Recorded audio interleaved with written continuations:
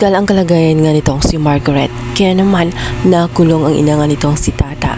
Siya ang umako sa kasalanan nga na nagawa nga nitong si Tata.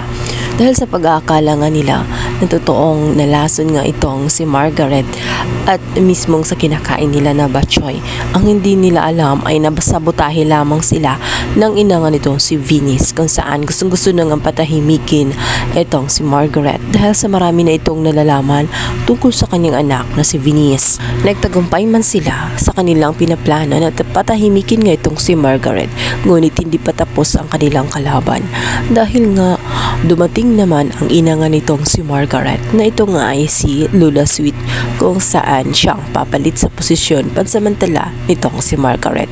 At dito malalaman niya ang katotohanan, at paglapit pa lang ni Venice dito kay Lola Sweet ay mararamdaman niya na nagpapanggap lamang ito at naaamoy niya na plastic ang pag-uugali nitong si Venice. Kahit anong gawing pabida nga nitong si Venice dito sa ina nga ni Margaret ay mahalata mo talaga na naiilang ang mada sa kanya dahil ba nararamdaman niya ang langsa ng amoy ng pag-uugali nga nitong si Venice.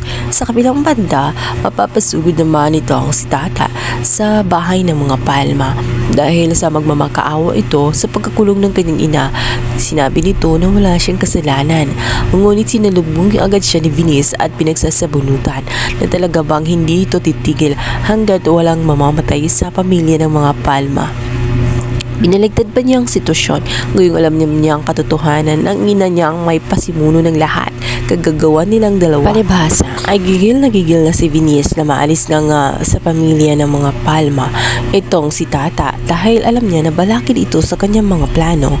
Makikita kasi ni Tata ang kasamaan nga nitong si Venice at ngayon ay alam na nga ng lahat nitong si Margaret dahil naikwento na rin ang totoong ginawa niya kay Francis. At sa oras ngayon na magising itong si Margaret, dito na nga malalaman ng lahat ang totoo. Sa kabilang banda, naawa naman itong si Sir Gob sa kalagayan nga nitong si Tata. Hindi siya naniniwala na may kasalanan si Tata. Nakita niya na mabait si Tata at imposibleng magagawa yun ng kanyang ina.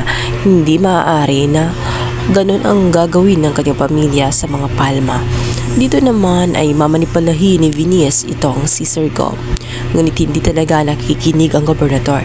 Hanggang sa isang araw ay isang insidente ang makapagpabago sa takbo ng mga mundo nila. Dahil nga itong si Tata habang ito'y pauwi ay bigla na lamang itong maaksidente sa daan at magiging kritikal ang kalagayan. Agad-agad ay si Sir Gob ay pupunta nga roon. At dahil nga sa nangangailangan nito ng dugo, naghahanap sila ng ka-blood type nitong si Tata. At dahil sa kagustuhan nga nitong si Sir Gob na makatulong kay Tata at para maisalba, dahil ang alam nito ay nakakulong ang ina, kaya naman na nag-volunteer siya at kinagulat ng gobernador na magka-blood type nga sila. Kaya naman, agad-agad ay nagsagawa sila ng DNA test. Lalo't naalala ng gobernador ang kwenta nga nitong si Tata na matagal na siyang walang ama. Iniwan umano siya ng kanyang ama, kaya naniniwala siya at may posibilidad na siyang nawawalang anak ng gobernador.